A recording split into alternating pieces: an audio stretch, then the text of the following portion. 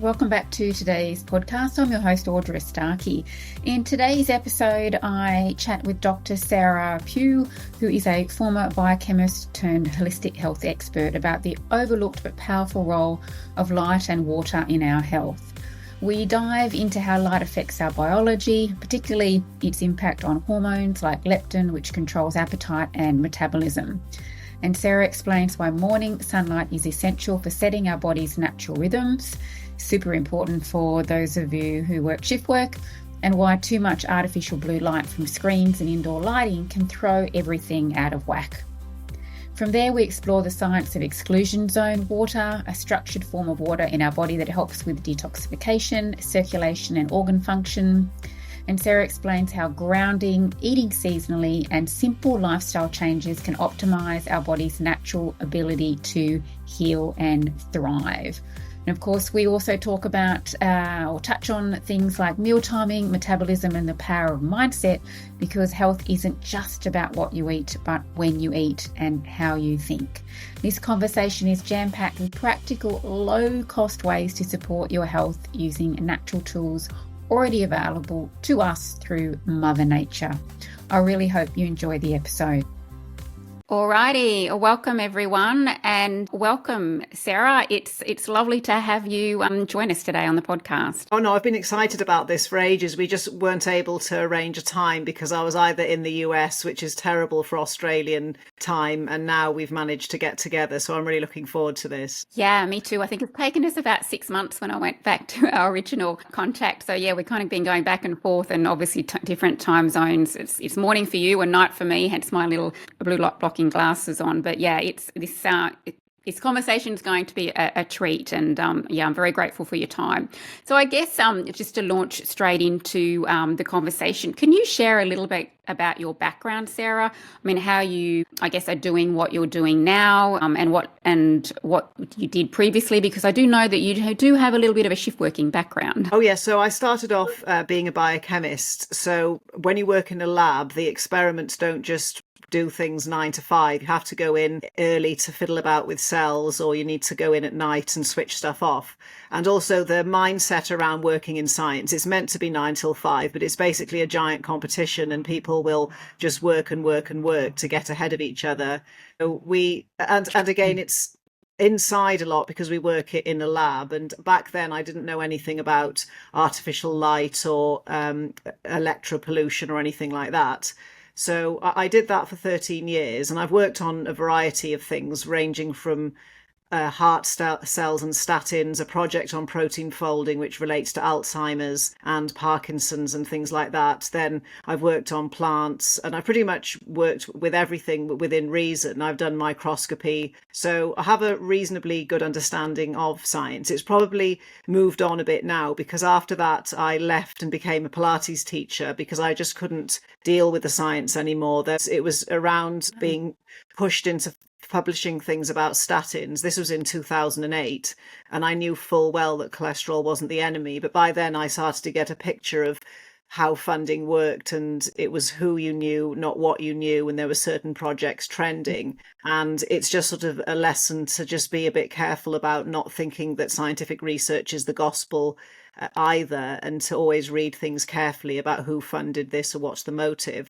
So then I moved into Pilates, and that opened me up to all sorts of other things like myofascial release, Bowen, hypnosis, sort of the right brain side. So science is very left brained. And then I would say what I did then for 13 years was very right brained. But I carried on with science because I found that as soon as I was able to read whatever I wanted, all the good stuff was things that's not taught in a degree. And things like PhDs and postdocs are very, very narrow. Like, you might know more than everybody else on the planet about one bacterial molecule, but then you can not understand the rest of science, and you definitely can't convey it to lay people. So I think working with the public for that long taught me how to explain science, especially physics and quantum biology, to the public, because my PhD was actually in biophysics, but it also included molecular biology, which is things like PCR, manipulating genetics in bacteria. That sort of combination of science and biochemistry and working with people led me into nutrition. And I did train in medical ketogenic diets. And then I got sort of more adept at understanding how light and magnetism and mitochondria and water were really important, so the biophysics side of biology. And that led me into a field called quantum biology. And I did a board certification in that. And then this is where I am now. So I have experience talking to lay people, talking to scientists, talking to doctors. And basically, my aim is to explain it to people so they understand what they're doing and why they're doing it, and also to make it practical for them, because when we want to live in a healthy way, we all live in different environments. Some places are cold, some places have got lots of sun, some places have got lots of magnetism, some places it's very rural, so it's very easy to access grass-fed meat and lots of produce. Other people might live in a city. So it's about understanding the biology and thinking, okay, we've got this population of people and they're not going to change their jobs and they're not going to move. What can we tell them to do so they can optimize their environment? Because a lot of people think everything's about their genetics, because actually my degree was genetics and biochemistry, whereas in a way that genetics sort of loads the crossbow and then the environment pulls the trigger. So a lot of the time it's the environment. And even if it might look like somebody's got a whole host of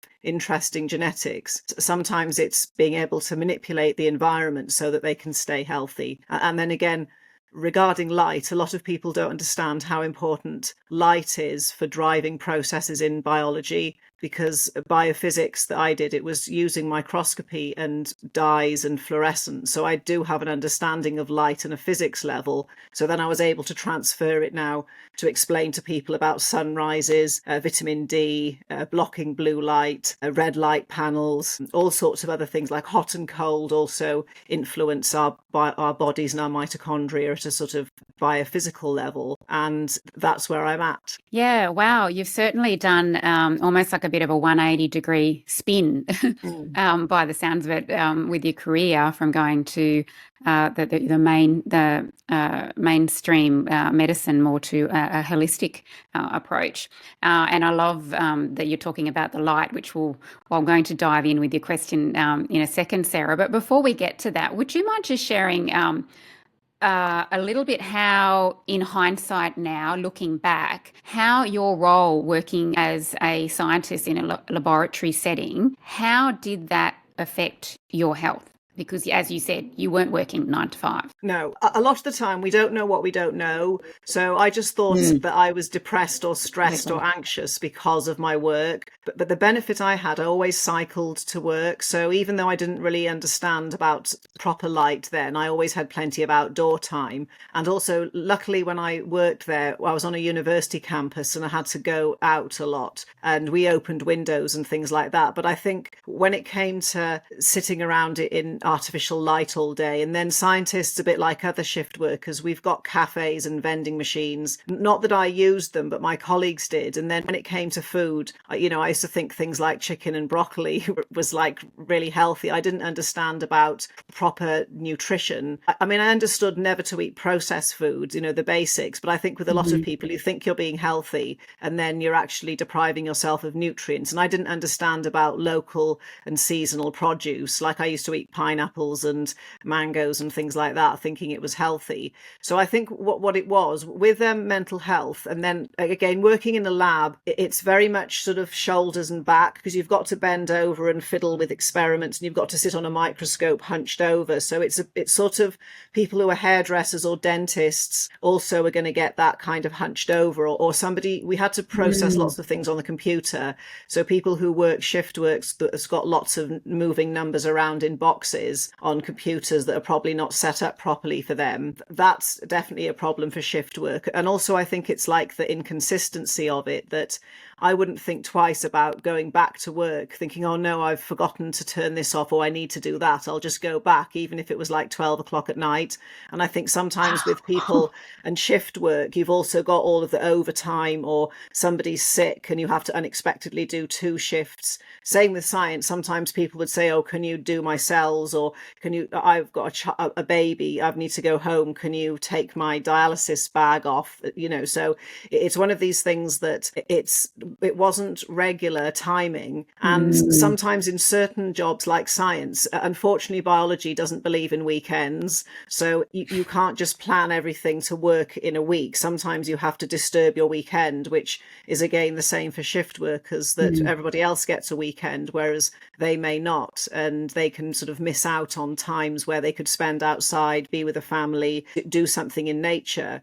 So I think I was fortunate that I always cycled, and it was like an hour journey each way and back. But then when it comes to that kind of environment, things like sleep and mental health, I think really got me. And then I think I got into Pilates because of shoulder and sort of backache. And I wanted to understand how to deal with that myself rather than constantly going to the chiropractor or whatever. So I managed to conquer that quite early. So that's another important thing for shift workers, is some people are stuck in one position all the time. So I think it depends on my background. Also, there was a lot of sort of traipsing about, sort of walking around. So you can be on your feet all the time, which is sort of analogous to certain jobs like a policeman or a nurse who's got to traipse up and down on a hard floor, and people can sort of get uncomfortable in their backs and their necks as well. And again, I think if you can't sleep properly, you can't heal. So I think that was the big kicker. I didn't realize what it was like to be able to sleep and feel relaxed and feel hope until I moved into a different field. But then when I did Pilates and hypnosis, yes, there was better lighting, but still, I'd be teaching Pilates at 8 o'clock at night in the middle of winter under bright blue lights in a great big hall. So I was still disobeying a lot of the circadian principles. But I think doing something more holistic, I understood about how fascia and electrons and movement can be a really important tool if you do have problems with the lighting. So I'd say definitely it's the mental health, because I think it's one of these things that might resonate with people, that you think whatever you're doing is normal, and that's the way it is.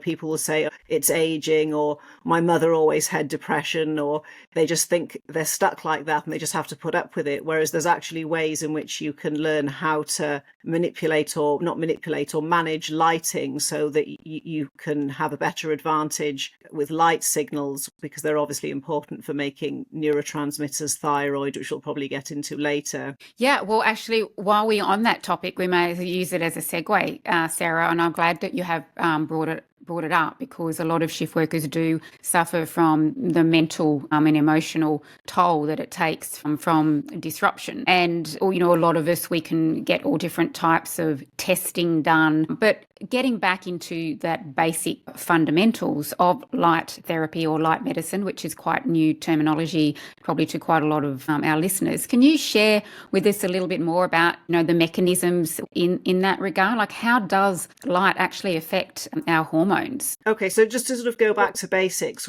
the very basic programming is light and dark. So that just means, in simple terms, when you sleep at night, it should be pitch black, so that you can make things like melatonin, which is important not just for sleep, but for healing, regulating sex hormones, detox, metabolism. And then in the daytime, we want it to be fully bright and ideally with as much sunlight as possible. So even if somebody works inside, if you open a window, that'll let the sunlight in, because we have to bear in mind glass blocks certain wavelengths of light, which I'll get into in a moment. So when it comes to light, a lot of people just think of a bulb or think all light's white, but actually inside that we've got the visible spectrum, which is blue all the way up to red, and then we've got UV light, and then we've got infrared, and the UV and the infrared are invisible lights, and they're probably the two of the most healing frequencies, even though UV light's got a bad rap, which is completely not true. We can probably get into that later. So our mitochondria and our biology and our brains are completely geared to this set of light, the ultraviolet through to the near infrared. So it'll do things like the blue will set our body clock or our timing, going a bit deeper than just light and dark. With the blue light from the sun is what helps our brains tell the time. And this is really important because we want to have not just our brain in time. We've got clocks in front of every organ, in front of every cell, in front of every gene. And each of these clocks needs to be in timing, a bit like an airport functioning, that if something goes wrong, the whole airport can grind to a standstill. This is a bit like our bodies, because each cell performs something like 100,000 to 1 million chemical reactions per second. So we need very good timing to be able to organize all of this procedure that goes on in the body. So when the clocks are more accurate or more in sync, it improves health span and lifespan. And it's sort of the basics of our biology. And the reason we have a clock is because biology hates surprises. We like to always be able to predict what's going to happen next. So we have these clocks so that people know, okay, it's about time to wake up. So I'll wake up, and then the gut's got ready for food. And then the body thinks, oh, it's daytime. When it's morning, we need to make this suite of hormones. And then, oh, it's afternoon, we'll start to make some progesterone. Then it's evening. Oh, we need to sort of shut down the gut because we're going to sleep soon and we need to start making melatonin. So I've just used a few very simple hormones, but everything is on a timer based on what time of day it is. And also it depends on the season, because obviously the light and the temperature is different in summer and winter. So our biology behaves differently. And when it comes to this particular frequency of light from sunlight, if we could just live outside and have windows open all the time, that this would be fantastic, because we're just constantly getting the right signals of light in the right amounts, in the right quantities, or all together. And this is also really important for our mitochondria, which are sort of like little suns inside us, and they make light, but they also make water, ATP. So fundamentally, they're our energy provider or batteries, and it's the water that they make that's really important for us. So that's sort of the basics of why we have timing. And inside the bright part of the light, we've got a particular set of colours. So now when we start to bring people inside and just shut the window blocks all of the UV light, and it blocks half of the near infrared.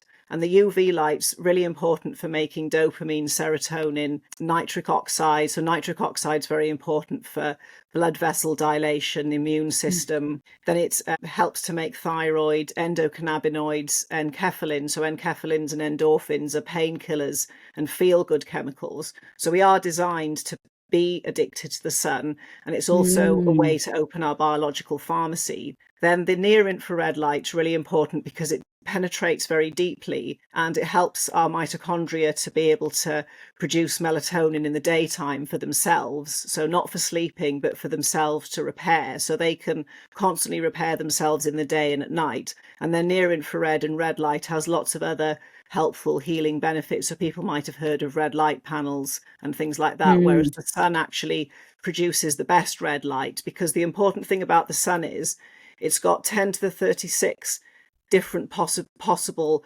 choices of light colours. So it's like a gigantic piano with 10 to the 36. So that's like trillions upon billions of different sort of keys or buttons.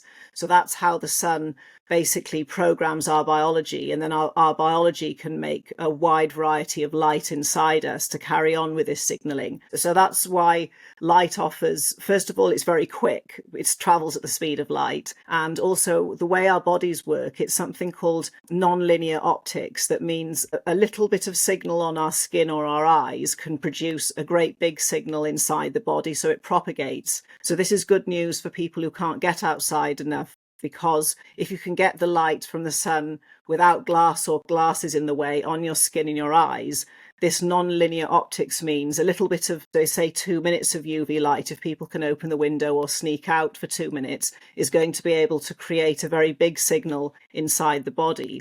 And when we start to block these helpful wavelengths, we end up sitting in just blue light that's artificial from our screens and our light bulbs, and we made those, that they're not natural. So our biology isn't used to all this artificial light. And somebody who I know called Dr. Martin Moreed, he was the person who discovered the master clock in the brain. He's also done numerous studies on the effects of artificial light on biology, whether it's blood sugar or cancer or diabetes. And his speciality is, we'll start simple, is making sure that there isn't lights on in your bedroom, artificial lights, because we're now disobeying the first rule, which is bright light in the daytime, very dark at night. And there are numerous studies showing that if people have lights on or TVs on in their bedrooms, it's going to cause a whole load of biochemical reactions to happen that shouldn't be happening at night. People can get food cravings or high blood sugar,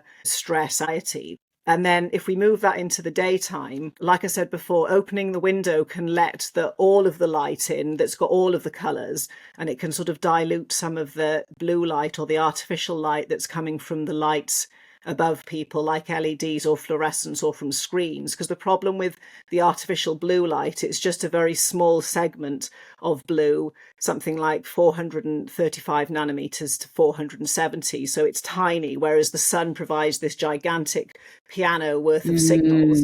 So what happens here, if we're stuck in blue light all day, it'll do things like pushing people's cortisol up higher than it should be. So they're just more stressed than normal. And it also pushes their blood sugar and their insulin up a bit. So even if people are eating healthily, if they're sitting in blue light, they're already at a disadvantage because their baseline blood sugar and insulin was higher than it should be because of the way the blue light interacts with the body's biology. So that's the sort of lowdown with the light, that all blue light isn't bad. The blue light from the sun is extremely important, whereas the artificial blue light inside can be and is very problematic, which is in some ways helpful because some people can control their screens, and you can put things like Flux or Iris on, which is software that makes the screen red. On your phone, you can easily change the whole of your phone's screen red and block out most of the blue. You can buy blue blockers like you've got on, to block the blue light touching your skin,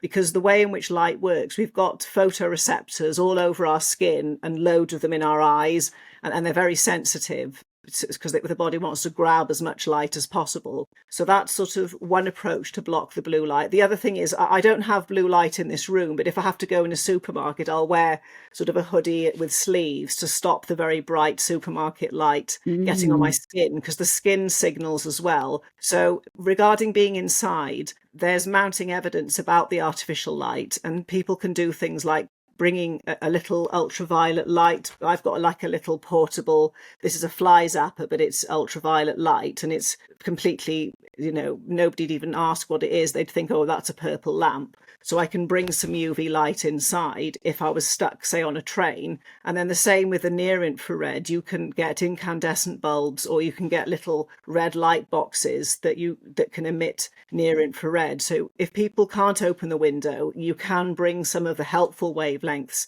of light inside to your working environments, and nobody's going to bat an eyelid at what they are, because it's not like a giant red light panel that makes the whole room red and people will wonder what's being sold here. Near infrared, like I said, is invisible. So there's like different ways in which people can improve their lighting environment, because some people who work shifts have got more control over the office. They might just have an office to themselves, and other people don't. Whereas sometimes you can open windows in lots of places, but nobody thinks to do it. Whereas if somebody starts opening a window and says, oh, I want to let air in, then usually people will just leave it open. So you can sort of negotiate with work colleagues to have a window open, because that'll make a big difference as well. And then when we're in our own homes, we can control our light bulbs and our screen use and our phone use before bed and things like that. So even though it's awkward if you're at the mercy of somebody else with their lighting, there's always ways you can access the sunlight. And of course, workers are allowed to go outside for walks. I mean, smokers go out for smoke breaks, so there's no reason other people can't go out for air breaks. Air breaks, I haven't heard it in terminology in that way, Sarah. In my circadian course, I talk about taking sun breaks, but I like the air break. I think it kind of resonates with people. But the other really important thing about air is that people think carbon dioxide is something bad, but we actually need it in our bodies at the right level to be able to liberate the oxygen. And sometimes in confined spaces, like a car or an office with 6 people, or a bedroom with 2 people, the CO2 can rise and rise and rise to something like 3,000 parts per million. And that's too much. It's very stressful, because too much of anything's bad.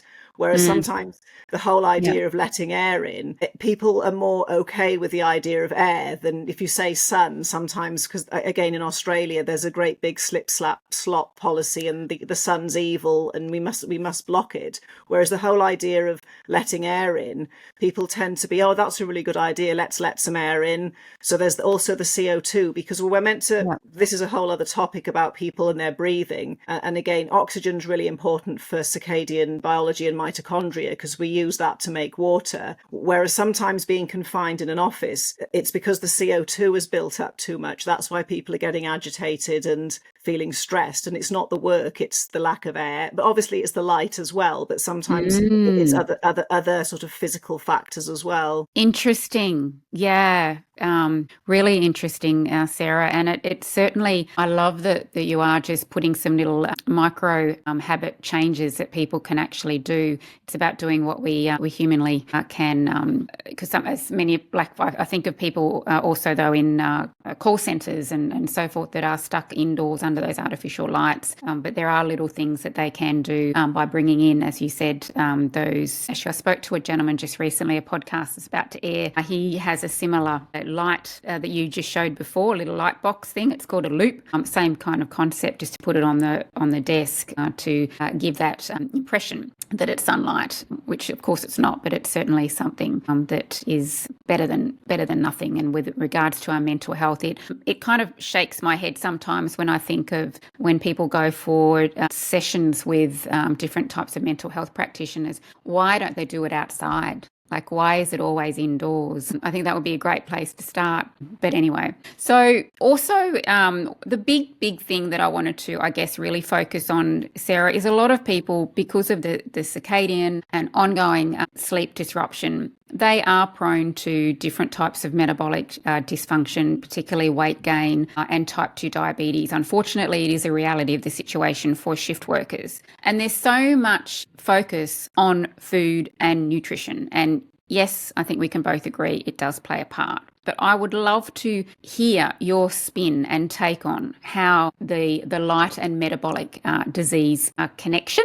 And I suppose when we're really focusing more like on the artificial light in regards to that, I'd love to hear your take on that. Okay, so with the hormones, most people have heard of insulin, but lots of people haven't heard of leptin. So leptin is higher up than insulin and all the sex hormones and cortisol in the hormone hierarchy. And leptin is a light-dependent hormone predominantly. It does have a food component, and with leptin it controls our appetite and metabolism. Say if it's functioning normally, then if people saw the sunrise, had some morning light, that activates the beginning part of the central retinol pathway, which is to do with overall energy in the body. And then if people are able to get out and make melanin in the ultraviolet light, which is a suntan, but it does a whole lot more, melanin is sort of part of the leptin melanocortin pathway, that's sort of producing important signals, because when we make melanin, one of the hormones or peptides that gets made in the process from something called POMC, which is UV active. Alpha MSH is also an appetite suppressant. So the more UV people can get, or the more tan they make, the more they're suppressing their appetite. And then say if the person was able to block blue light after sunset and then get to sleep without eating after sunset, then this would mean leptin could report to the brain and tell the brain how much energy do we have on board. So this is why I said there is a food component, but basically leptin measures how much water have you got in your water battery that's charged up, because red light charges the water battery, because water is like an infinite supply of electrons, which is energy to the body. And also if somebody was able to get out and absorb plenty of ultraviolet light, we make things like vitamin D and melanin, which is a way of trapping and storing this ultraviolet light. So again, the leptin will think, oh good, we've got plenty of water, we've got plenty of charged water, as in we've got plenty of red light, we've got plenty of UV, we've got melanin because that can split water into electrons, hydrogen and oxygen, so it can make energy. And then we got vitamin D as well, so the leptin think, oh good, we got some ultraviolet B, we're doing really well with energy, we've got loads. Then if the person doesn't spoil everything in the evening by exposing themselves to bright light or artificial light, that means we'll have lots of melatonin as well, because that's all part of the energy system as well. If the person also was outside around the ultraviolet A, they will have made plenty of dopamine as well. So that's also something that leptin will think, oh good, we've got loads of hormones, we've got loads of light, we've got loads of water. Tomorrow, we don't really need to be that hungry because we've got loads of energy in terms of the way the leptin works. It's all biophysics and electromagnetism. It can't see body fat, because if we kind of flip this over, imagine if somebody was leptin resistant and they didn't have they didn't do any grounding, they didn't have a good water battery, they weren't able to get, act like a solar panel and absorb light from the sun. Then they were snacking all day, they missed breakfast and the sunrise, so already everything's all over the place. Then it got to the evening and they didn't get home till 9 or 10 o'clock, and they ordered a giant takeaway because they were really hungry. So what happens now is when you eat that close to bed, the leptin can't dock into the brain to report how much energy is on board. And it's like the default state of the body is, if the leptin doesn't say how much energy there is, the body will just assume, oh no, we haven't got any, so we need to eat as much as possible tomorrow, and we need to store it all as body fat. So that's sort of in a simple way of how leptin and how the body judges how much energy we've got. So really, when people have got leptin resistance, they can have lots of body fat, but because the hormone leptin is made in fat, it can't actually see, oh, there's loads of fat here. It'll just be reading, oh no, we haven't got enough water, we didn't get enough light, we haven't got enough dopamine, we haven't got enough melatonin, so therefore we must be low on energy. And then it'll make the person hungry. So a lot of the time, you've probably heard this before, people talking about people who are obese but starving. So that's kind of the situation that leptin resistance causes. And also leptin can control thyroid hormone and insulin as well. So obviously thyroid regulates metabolic rate. Then insulin would be, we'll just in simple language say it's a growth and storage hormone. Even though insulin's not bad, we need it to live. So what can happen is, so people are just constantly in growth and storage mode, then the thyroid will be lowered a bit because the body thinks, oh no, we haven't got enough energy, so we need to slow the metabolic rate down. So then people will get stuck. And then what will happen is the body will make more and more and more leptin, trying to say, to make a thinking, oh, if we make more leptin and shout everything, we'll get its attention. So that means if you measure people's leptin levels, they can be things like 30 and 50 and 25, whereas it should be about 10. So it's like insulin. We can measure leptin resistance, same as we can easily measure sort of insulin and blood sugar. And in certain countries, you can't get insulin as a blood test, but there's lots of other tests that I use to infer insulin resistance. So unfortunately, it sort of goes hand in hand, the leptin resistance and the insulin resistance. So again, I appreciate with sort of shift workers, because I used to be one, that sometimes you can't always see the sunrise. And the thing about the clocks are, they go out of timing every day anyway. So everybody needs to reset the clocks in the morning, and people sleep in or don't know about it. So even if somebody has half the week when they miss the sunrise, they might have the second half of the week and the weekend where they can see the sunrise. They might be able to do something like going camping or spending the day sort of outside with a family, and that'll be able to undo some of that 3 days when it wasn't possible. So it's not all doom and gloom, and everybody misses a sunrise sometimes, but fundamentally, in order to improve leptin signaling, you need to tick all of those boxes, and light is a really important part of it. And like I was saying, sometimes we can control when we eat. So the rule of eating is just don't do it 4 hours before bed, and don't do it when it's dark. And then the other factor would be, which maybe you want to unpack this, because it might be a bit much for people to deal with at once, or make people think, oh no, I've got no hope. But they do, even if people do have shift works, there are always days when they're off during the day, when they can always go and sunbathe naked for 3 hours and recharge. And that's better. That's going to, it doesn't just last that day. All of that light they collected, I've found it does sort of carry over for a couple of days. So it's like charging up a battery.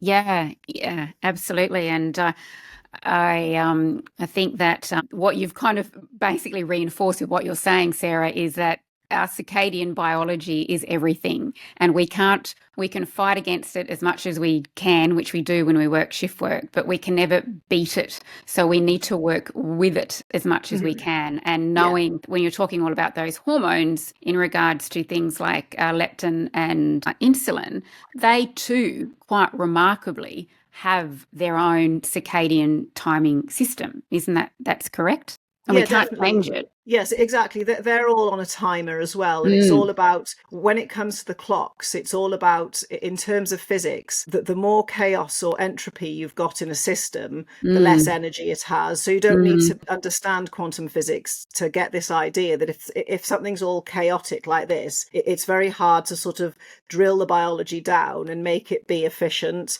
But that's why I mentioned nonlinear optics earlier, that even if somebody can't get outside at the sunrise and get their feet on the ground and get some skin in the sunrise, they might be driving to work, so they can open the window and let it in that way because the yep, signals still get in their eyes. yep, Or they might, like I said, with work and stuff, people need to go to the toilet and they need to sort of, you can't glue a human being to a chair unless it's a surgeon, for hours and hours. So I think the mm, surgeons are at the worst. So there's always ways. If you know when you should be nipping out to mm, get light, then you can always make an excuse to go out for 2 minutes, because again, sometimes just 2 minutes of sunrise or UV light in the eyes, a bit on the skin, is enough to start these processes to make these hormones. So sometimes it's just about knowing when to go out. And then again, the vitamin D making is a problem, because you do need a good couple of hours to make it properly, because you need lots of skin out, you need it not to be cloudy, you need the ultraviolet light over a certain threshold. But again, people have days off, and sometimes with shift working, people have a generous chunk of time off, so they are able to garden or go to the beach or sort of do something where they can be out in the sun for long periods of time. Whereas sometimes people who just work 9 till 5, they're always going to miss the UVB window where the vitamin D is coming out mm, of the sun. Sorry, the UVB, which makes vitamin D in the body. So even if someone works a shift, they have days off when they have the whole day to do a circadian day for themselves. mm, Where the 9 to 5 people might only have Saturday and Sunday to go out, if that. But lots of 9 to 5 people also work on Saturdays, sort of 9 till 12 as well. So there is, if you know what you're supposed to be doing on your days off to recharge your battery, grounding is really important, to draw in electrons from the earth and to connect with something called the Schumann resonance, which is the heartbeat of the earth. That's really mm, important for alpha mm, waves and relaxation. So on days off, if people know what's best for their health, instead of just watching Netflix all day inside, I yeah, mean, it might seem relaxing, but actually that's the worst possible thing shift workers can do, unless they put the telly and everything outside in the garden and did it in there. So that's the other problem, is when people are tired from shift work, that's what they tend to want to do, is just do something that takes their mind off work and just binge watch a whole series yeah, inside. Whereas yeah. really they should be outside, sort of swimming or fishing or with their families or hiking, or even if it's just sitting in the garden reading, it's away from all of that technology, and the body clock will then reset, and people can build what I'd call redox, which is our sort of electric charge. Mm. I love that circadian day that you say, because that can be like our bit of our self-care approach that we can do. I know that maybe some people listening to this are thinking, this all just, you're telling me to go outside. This all just sounds too easy. And I think we've been almost programmed to think that just because something is so simple, that it won't make any difference. But I think, the further away we get away from nature, the more sicker we become, which is what shift workers tend to do. But if we can kind of gravitate back that, and the wonderful thing that it is that it's free as well. Exactly. And also what I learnt teaching Pilates and doing holistic things is, because time's a currency, and I'm not going to go too deep into time and physics, but time, I mentioned it with the clock, that even though it's free and, I've just got to go outside, you've still got to invest time in your hike, or you've got to not watch TV when you really want to watch the new series of Dragons. You've got to think, no, I'm going to use my time, which is currency, and I'm going to make an effort, and I'm going to go out and I'm going to build a garden and ground all day, or I'm going to go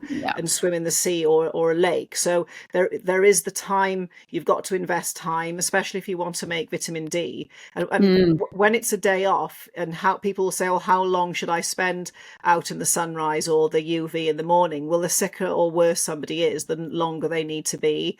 And if somebody was out at the sunrise all the way up until 11 o'clock because they had lots of problems, that's hours, but that's what they need to do. So you have to invest time. And also sometimes it can be an effort to sort of move workstations outside, because you can set up standing desks and things like that. Or you have to make yourself go out when it's not such a nice day. So there's that's where people will say, oh yeah, but that's so easy. But then it's like, well, actually you've got to change things and you've got to invest time into something. So that's where the trade is. And obviously we associate health with money, that we just buy things like supplements or buying gadgets, and that's our investment. True. Whereas the circadian approach, the investment is time.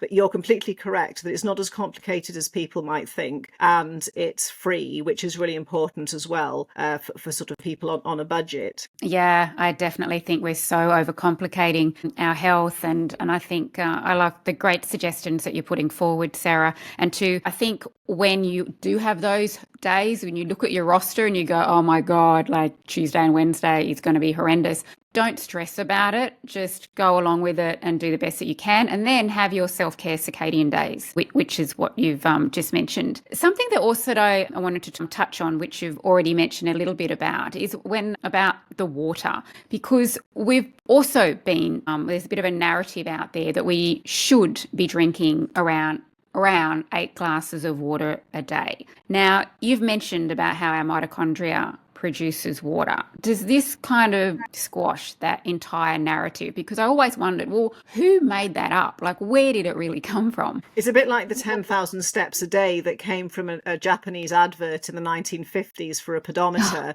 that we don't know. And there's lots of things to do with RDAs of vitamins and minerals. Nobody knows who thought those up, including the food pyramid. Nobody knows where the numbers for fiber and carbs came from. And lots of people have checked. So when it comes to hydration, it's actually because we've got water in a glass, which is bulk water that doesn't have structure or charge. The water inside our bodies, it's structured and it's got a charge because it does something. It separates into positive and negative. So it's called, some people call it exclusion zone water, or some people call it fourth phase of water. So this gel water can act like a battery now because it's separated into positives and negatives. So current can flow, protons or electrons. So that's our water battery. But also this exclusion zone is like a barrier that only a few very small things like potassium and hydrogen, electrons and sodium can pass through. So it excludes everything else, which is things like toxins, heavy metals, things that might annoy the body. So this exclusion zone water also makes a barrier because it covers every single one of our cells and all of our membranes inside the body, including our blood vessels, because again, blood flow is absolutely vital for health, and it's very dependent on easy water, sunlight, with Dr. Gerald Pollack's new paper showing that in chick embryos, if you stop the heart, the blood still flows when you add infrared light to it. So our circulation is also light driven. And as we know, cardiac problems and strokes are on the rise, and it's not, we're not even going to go into cholesterol and that great big red herring, but the ability for the water to flow and this exclusion zone lining the vessels so everything's nice and slippery so it just slides through smoothly is sort of vital for health. Because if we have bad circulation, then the organs that are trying to get the blood are going to be a bit starved, so we don't feel so great. So an organ only can function, or the function of an organ is kind of dependent on how good the blood supply to it is. And things like grounding, there's plenty of evidence and studies to show that grounding can stop blood cells clumping together, so they separate out and everything flows properly. So that's sort of a really important part of what we're talking about. Yeah, and unfortunately, that's another thing. Shift workers are quite prone to cardiovascular diseases for different types of reasons as well. But again, that simple thing, chucking the shoes off and standing outside or touching a tree or something, those types of things can actually help. I wanted to loop back, Sarah. You mentioned about, because you live in the UK, and that you said that you used to have fruit, but you don't anymore. And could you, I guess, talk a little bit more about this eating seasonally? Because again, there is this bit of a dogmatic approach where there's so much focus on calories and macronutrients, micronutrients and so forth. But maybe we kind of we're missing a point. Can you, just share a little bit more about your insights in that? Okay, so when it comes to food, I just view it now as energy and information, because fundamentally all food comes from photosynthesis at some point. And when it comes to what actually food is, it's just energy or light slowed down. So there's a very physical aspect of food. So first of all, if we talk about energy and information, our body wants information, because this is all to do with, I was talking earlier about chaos in the body. So if we eat processed food that's not even food at all, it's been made in a factory out of seed oils and grains and rubbish, the information in that's horrible. So we might also know that it's sort of high in fat and sugar, but also when we put that in the body, our mitochondria and our gut microbiome, which also are more intelligent than we think, they also want food that's got energy and good information. So when you put processed food in, it's just completely and utterly confusing to the gut microbiome and the mitochondria. So it's just going to create chaos, as in more entropy, so less energy. So if we now sort of make this a bit more sort of, we think, okay, well, we'll get rid of the processed food, we'll get rid of the seed oils because they're full of deuterium, which is kind of a heavy hydrogen that provides the wrong information to the body and it burdens us. So we'll move that out of the equation. If we now think about fruit, or in particular, it only grows, say, 2 to 3 months of the year anyway. So it's going to be gathering information from the sun, which is light, and then obviously it's grounded in a particular location. So the fruit kind of knows where on the planet it was grown on a quantum level and how much light of what intensity, because carbs and things only grow in UV light. So say in the UK at the moment, there's lots of blackberries and apples, and we don't have great UV, so we don't have enough sun to grow really sweet things like bananas and mangoes, because what that means is, if when I want to eat the blackberries and the apples, which I just pick from my garden, and then there are lots of apple trees in the locality, I've got my own apple trees, me and the apple both live in exactly the same light environment and exactly the same magnetic environment. So when I eat the apple, the information, the gut microbiome is expecting the apple, because it also, the gut microbiome can get light information, either if we get light on our skin, because it'll sort of go into the blood vessels, and then the gut has a blood supply, so that the gut microbiome also wants to know what season it is and what time of day it is. So if I eat blackberries and apples here, which I do now, it's telling my body that I'm in Leeds and it's the end of summer. So there are no surprises, that the light that I'm taking in through my mouth is exactly what everything's expecting. So there's less chaos or inflammation or entropy. And I just find this actually was a really huge game changer for me, because it took me ages to understand this. And then to actually test it out, I found that, I mean, there are certain sort of unfriendly fruit and vegetables, but I think a lot of the time they give people bad stomachs or reactions, not because of what it is, it's from where it came from. So the other important thing about the fruit and the vegetables is that they contain light information, but it also contains magnetic information. So that's another dimension for time. So when it gets fed through the mitochondria, I won't go into the details, certain things happen and free radicals that are useful get produced, and they're just helping the timing system of the body to know, okay, Sarah just ate an apple in Leeds and some blackberries, so we're very certain now that it's whatever time, we know it's summer, we know everything's matching, we'll process this food without a great big fuss. But also the magnetic part is also another part of timing. So light provides timing, but more in the daytime. And then when we sleep at night, that's more when we rely on magnetism for timing. But then we can get magnetic information out of certain foods as well. So that's why I would only eat fruit and vegetables that are grown in the UK, and preferably ones that I can pick, because you get an extra bonus if you pick something and eat it straight away, because it's still got a lot of electrons in it and also chi and stuff like that. Whereas if I ordered bananas and mangoes now, they're going to come from somewhere like the equator, where there's way more UV light, so they're going to be way sweeter. They're also going to have more deuterium in them, because there's more deuterium closer to the equator. and less further away.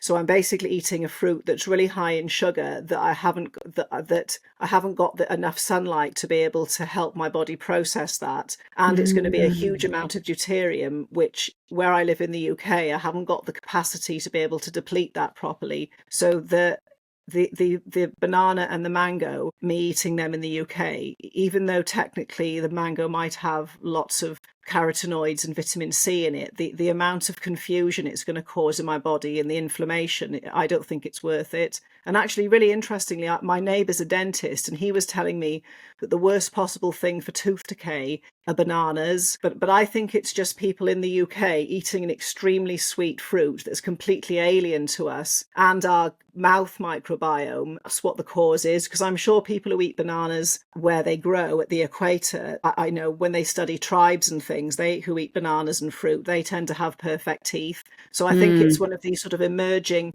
sort of ideas. And it's not actually that difficult to do, to eat seasonally and locally, because first of all, it's really good to support your local farmers and your local produce. And also sometimes people want to be healthy, or they want to do the best they can. They just didn't know. So the same with a shift worker, that obviously the temptation for processed food can be quite a problem. And as we know anyway that it's full of sugar and it's got heavy metals in it as well. And now we know it provides really horrible information. Whereas, something like some locally grown produce in the summer in Australia is going to provide exactly the right information for the person, because it came from Australia and it was quite a big place. So you want to get it to the right sort of area to you. It is going to be a totally different sort of snack or meal compared to something out of a vending machine. So, and also a lot of people have funny reactions to certain fruit and vegetables. And I've just noticed that the more sort of out of season and non-local they are, the more people tend to react. And then back to the shift workers again, which I meant to say earlier, it didn't slip my mind. I was going to say shift working is a bit like how I would treat jet lag. So sometimes if somebody is working nights or surrounded by a lot of radiation, the best thing to do is not to eat any food at all, because digesting can be inherently inflammatory, and sometimes it's better to not put any information in at all. Let your body use its own fat, because we're constantly making and burning fat, and sort of treat it like a fast. And then the second thing that I would suggest to people is to be in ketosis when they're surrounded by an unfriendly environment, because it's, like I said before, it's the blood sugar that can go all over the place. And unfortunately, fruit will do that if people are sort of inside all the time. So there's sort of lots of places we can go with circadian eating, but I think it's just really understanding this idea that food's information as well as energy. And I think when you're asking about macros and calories, that we all know that people will say, calories in versus calories out, but we just know that certain people will eat one food and react in one way, and somebody else will eat the same amount of calories and they might lose weight or gain weight. So there's so many levels of sort of grading food, and I've started to do it on information and energy. Like a protein powder, I would call that horrible information, because it's not with meat or fish. That's a whole, it's intact and it's got all of its information. And then when you make a protein powder, somebody's been cooking it and mixing it about in a factory. So when we put that in, it's bad information. But a lot of people, especially women, get big insulin spikes and all sorts from protein powder as well. And it can be the same how dairy is treated, because I'm not sure the law of raw dairy in Australia, but raw dairy hasn't been tampered and fiddled with. So the information in that's completely different. And a lot of people will swear blind that raw dairy really helped them, whereas we all know lots and lots of people have reactions to conventional dairy because it's been treated and heated and mixed, and the calcium goes and misbehaves. So when people take in that dairy, even though it's still the same calories and calcium and vitamin K2 and protein as the raw, the information in the processed, homogenized, pasteurized milk is completely different to the raw. Yeah. Again, it just all makes sense what you're saying, Sarah. And I think if the fruit and vegetables where we're living are thriving, then we're going to thrive also by eating them as a generalization. I've visited my family that live in regional Australia, and I remember going to look for an orange, and the only oranges that I could buy came from California. Oh, right. I thought, this is ridiculous. And it's sadly the case. And ideally, if we can get to farmers markets, which can be a bit tricky if we working the weekends. But again, there are ways around it by pre-ordering and things like that. But yeah, just doing the best that we possibly can there. I've got so many questions that I wanted to ask you, Sarah. I think you actually touched on something else really important, that winter's a time of scarcity, so plants don't really grow. So it's just common sense to do something that's sort of more keto, or even if people want to do things like carnivore, it's more of a winter diet. And it's just matching what would naturally be growing, because we can grow things at certain times that we shouldn't now, especially in places like California with manipulation of genetics of plants and fertilizers that, you know, and also California is not the greatest place for sort of clean produce with the glyphosate. So I think the idea that the orange flew all the way from America to Australia, because the thing is, in the north of Australia, can't you grow bananas and oranges anyway? Absolutely. Yeah, of course. I don't know how. It's a crazy thing. And New Zealand, actually, I think you're from New Zealand. Is that right? Yeah, I've got citizenship and a passport. My mother's a New Zealander. So yes, I am familiar with, because you can grow lemons and things in New Zealand, in the North Island. And my aunt lives in Australia. And I know that the top of Australia is really close to the equator, and you can grow all sorts of unusual things up there, like tropical fruit. But the crazy thing is that we see like a lot of, say, New Zealand produce that we can grow here in Australia. Like things we just flop, across the ditch, whereas opposed, just selling what we have here in Australia, and the same with New Zealand. But that's just a whole rabbit hole, that one, I think, in regards to what's the food, what's imported and exported, and so forth. But I think on the subject of New Zealand and Australia, say if you had to buy something from another country, you're better off trading with each other, because I know lots of Japanese people buy New Zealand produce, and that's starting to get a bit too far away. Whereas I can't remember the exact distance between Australia and New Zealand, because sometimes people will go and they want to buy something and everything's from America or Ecuador, and there might be in the shop, say in New Zealand or Australia, there might be a product from there, and I would say that's sort of good enough. It's not ideal, but it's better than America, because the farming laws in Australia and New Zealand, like the UK and France, are sort of stricter about what we can put on crops to start with. So sometimes people, like you said, they'll go and want to get local produce, and it's just kiwi fruit and New Zealand produce in Australia. But like I said, it'll do. It's better than buying it from America, because it's just too far away, or South America, which is even further. That's a very good point, actually. Yeah, I never really thought about it that way, but yeah, that's true. I've got so many questions that I wanted to ask you, Sarah. I'm just a bit mindful of your time, but I will ask just one question just before we wrap up, and it is a kind of food-based question, and I've heard you talk about meal frequency before, and it's something that has always interested me. We, again, a bit like the Slip Slop Slap campaign, we've often been heard that we should be having 5 meals a day with snacks in between to help keep the metabolism going. What's your thoughts on this? Because I've always felt like that does not make any sense whatsoever. We're not meant to be eating so often. Well, first of all, because we mentioned microbiomes, the mouth and the gut microbiome and the mouth and the gut itself don't want to be having to digest food 5 or 6 times, because it's just inherently a great big effort for the gut. Yeah. So that's straight away common sense. Also, from a circadian perspective of the liver, if you keep snacking, the liver's not so good at making glucose. It's called gluconeogenesis. So it's just an extra sort of supply of food along with ketones we're not eating. And if the liver clocks are out, people will tend to get really hungry at like 11 o'clock or 1 a.m. Like 11 o'clock at night or 2 a.m. because the liver isn't making glucose because its clocks are a bit off. So that can be a cause for snacking in the day, will just lead to more and more snacking, and people not being able to last or for overnight properly, because again, people waking up in the night hungry is a problem, or people eating just before bed. Then from a circadian perspective, if they've got good leptin and insulin sensitivity, then they'll be able to process carbohydrates within reason. We don't want to have excess. properly, so they're not sort of up and down with their blood sugar or hangry or have cravings, so they won't want snacks. And the other thing about leptin, if that's working properly and people are getting enough energy from their environment, because that's the key thing from this podcast, is we can get energy from our environment, that the desire for food will just be less. So some people may only want 2 meals a day, and they just eat less because they've got enough energy on board, so they don't get sort of hangry or hormone crashes. They just didn't feel like food, so didn't eat it.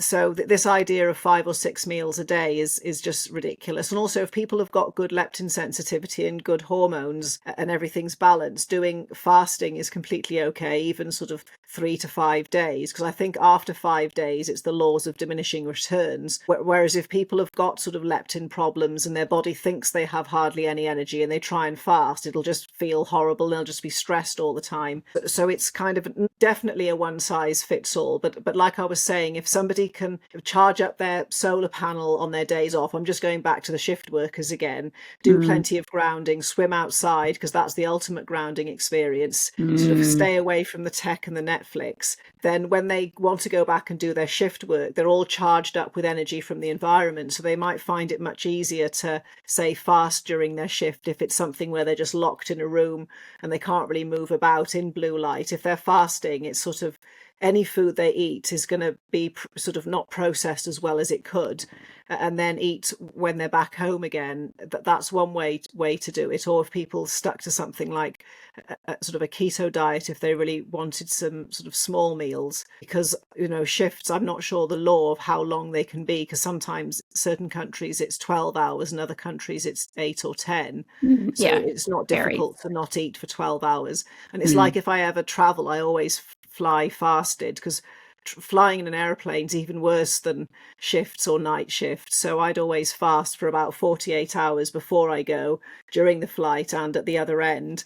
Whereas with the shift working, it's the similar concept as having jet lag, but it's just not quite as bad. So I would just apply the sort of eating rules then, and sometimes people could just have a rule of only eating their own food in their own house, because they can control everything about how it was prepared. Because it always happens, in places people will bring in donuts, or somebody will tempt people. So again, you can sort of make little micro rules, because for certain people, controlling their food better might be the only thing they can do at the moment, whereas somebody else might have a lot more control over the light environment in their office. So you just do what you can. And even if some people will try and say, oh, food doesn't matter for quantum, I think it does massively. And even if you have to be sort of extra vigilant, like I was saying with the UK, it's not the best light, and I live quite near an airport, so that's why I'm kind of strict with my food. And you just get used to it after a while, because I've got enough confusing information coming from the airport. I don't need to put more confusing food in. And the whole idea about fasting is that I always think if everybody in the whole world fasted every Monday, the amount of damage it would do to big food company financially would be catastrophic. So I think partly I think I read somewhere that in a city, aren't we always 150 meters away from food? Whereas when I was a child, if I wanted to get sweets, I had to cycle 2 miles to a shop. And, there wasn't vending machines and there weren't cafes. There were pubs that we could go to, but you needed a car, and they only sold adult food and some crisps. Whereas nowadays there's just food everywhere. So obviously somebody somewhere wants people to eat all the time. So that's why whatever the masses do, I'll always do the opposite. Yeah, 150 meters. My goodness, that's close.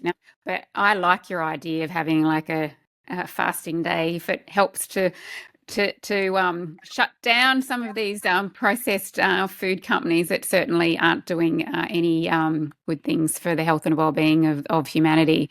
Exactly. But actually, back to the shift workers, and you mentioned the 1 day fast. If people just did 1 day fast and were strict with it, that would actually be really beneficial for their health as well, because it's all about doing things that's accessible to shift workers. And there's always going to be a day, whether it's every Monday or maybe sort of every 8 days to Yeah. do a 1-day fast. And Yeah. even if somebody doesn't have the greatest hormones, it's only 1 day. And I've known lots of people who've wanted to get into fasting because they're sick. And I know they've got dreadful hormones. Even they were able to do that once a week or even once every 2 weeks. And they got lots of benefits and they didn't get rubbish sleep or make anything worse. So I think that can be something that, regardless of what somebody's job is, they can all do a one fast a week. So that's great that you mentioned that, you know. Yeah, absolutely. It's such a small window of time as well. It's so it's not so scary from everybody. But yeah, so I think we probably had a look better wrap up the podcast, Sarah. As I said, I could probably talk to you for hours. I might have to get you on at a later date. Hopefully it won't take another 6 months. Oh yeah, I know. Yeah. To make that happen again. But have you got any parting comments that you'd like to share, I guess, just upon reflection of your whole journey thus far? Maybe we haven't spoken about it, but any other, like maybe last minute tip for our listeners? Oh, just one more thing. You know, with biofields, because we didn't talk about magnetism very much, that we have and it's proven over and over that our heart is a much more complicated thing than we think, and it makes a gigantic biofield, and it's all in sync with our brain, and it's sort of to do with electromagnetism and plasma, and people can measure somebody being in a love mindset, and it's always much bigger compared to a fear mindset. So what I've found with people is some people get afraid of everything: EMFs, sugar, light, other people, and what they do is they shrink their biofield because they're just constantly in a fear mindset, and they just, even though they're doing everything so-called perfectly, they actually get worse. So there's a lot to be said, because obviously our own biofield and EMF as well. And also it's, you know, if we encounter a horrible person, even if like I've got my Wi-Fi box behind me here, it's not ideal, but when I have to fiddle with it, I have to put my head right by it and obviously don't really notice. Whereas if I have to encounter a horrible person, it's almost like, you know, you can get crushed from the outside. So this idea of our biofield and being in the love or expansive mindset, not the fear mindset, goes a lot further than we think. And, you know, I used to be like that, thinking, oh, everything's science and everything's biochemistry, and not understanding properly things like auras and biofields. So even if people have found some of what we've talked about disturbing, that the worst thing they can do is live in a massive terror about it, because it does nothing except make it worse. So that's what my parting comment would be. And also, even one change can make a big difference, even just turning Wi-Fi off at night, or buying one of those jars that you put your phone in and it locks it for 2 hours, or saying, right, I'm not going to have any more, I'm going to have food that I want, but none of it's going to be processed. Even if I make my own cake, it's still going to be better than buying things from a processed sort of place. So people don't understand that small changes really add up, and then one small change leads into another small change, and it all makes a difference, is what I think. And like I was saying, just getting terrified of everything and obsessive doesn't help either, because I've seen that happen before. A certain type of person that wants to do everything perfectly and then makes themselves even sicker than they were before. Yeah, it's just adding to your stress, isn't it? Which is, you know, you can eat the most perfect food, but you're so stressed about it all the time that it's going to impact your digestion. So, you know, it's not going to have the effect that you are hoping for. So, yeah. Great parting comments. Yes. So for and also that our people who work at shifts might have the funniest, most amazing colleagues ever, and all they ever do is laugh all night with their colleagues. So, and also people don't realize how healing laughter is. So if people still want to work shifts, sometimes shopping around and finding this is the best group, and if you laugh your way through your shift, because that's what I did when I worked. I also worked in a seniors home as well before university. And I've always had a sense of humour. So no matter how shitty my environment's been, I've always found people to laugh my head off with. And I think, with looking back in hindsight, I think that's why I never went completely insane, and I'm still going now. Yeah, I love that. Absolutely. I'm the same. I mean, who we work with certainly makes a big influence on how we feel and our work colleagues and so forth. And yeah, it definitely, I used to enjoy joking around with my work colleagues and even some of the passengers at the airport, but you have to pick them, make sure that you choose your people wisely. But yeah, it's really good tips. So for our listeners that are wanting to learn more about your work, Sarah, and maybe wanting to get in touch with you and perhaps work with you, where's the best place for them to go? Okay, so I go by Busy Superhuman, and I've got YouTube for people that like interviews and videos with sort of slideshows, sort of longer form. I've got Instagram that's got shorter videos and pictures and carousels and writing for people that like pictures. And I've got Substack, which is blogs, not like Jack Cruise's blogs. I've only written about 10 posts because I wanted to start right from the beginning. So it's got pictures and links and it's not super complicated yet. And some people like to read. Yeah. Then TikTok's a bit like Instagram for short form. So they've got information on there as well. And then I've got a monthly membership group for people who want to invest. I mean, I've got loads of free stuff as well. Like I've just listed, I've got sort of free PDFs on different subjects like leptin or quantum clear outs or quantum hormones, so people can get those PDFs. And then I have some courses such as quantum foundations. I've got a course on minerals and cell salts and the quantum approach to minerals and nutrition. And then I've just about to finish a quantum basics that's going to be sort of in US dollars about $39, and I think that would be about 80 Australian dollars. So it's basically a course that explains lots of things we've talked about, but this is why this is important, and then this is what you do. Then the next level, this is what's important, and this is what you do, because I think people get overwhelmed with information and they actually need something practical to do. And then I have a sort of practitioner's course, which is for practitioners, which is got CPD points, so that's sort of something for, I don't think it's your audience really, but you never know who might want to retrain in something. So I've got everything from free stuff to a membership group to courses, and then I do offer consultations, but I prefer to take people who sort of know a little bit about quantum biology, like they've heard of it, so they don't get a massive surprise if I ask them to take their shoes off and ground or open a window, and just so they know it's not just, they're not going to leave with a bag of supplements.